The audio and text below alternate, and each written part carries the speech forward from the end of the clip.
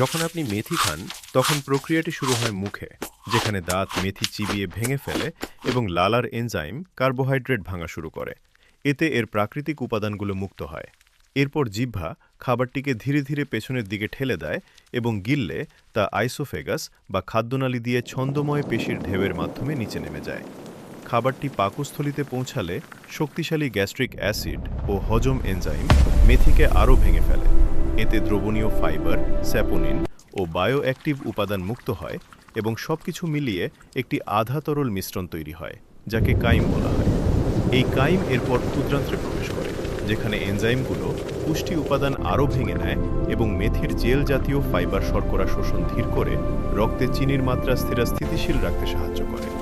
ক্ষুদ্রান্ত্রের villi নামের সূক্ষ্ম গঠন দিয়ে পুষ্টি উপাদান রক্তপ্রবাহে শোষিত হয় এবং সেগুলো হৃদয়, মস্তিষ্ক, পেশি ও যকৃতের মতো গুরুত্বপূর্ণ অঙ্গে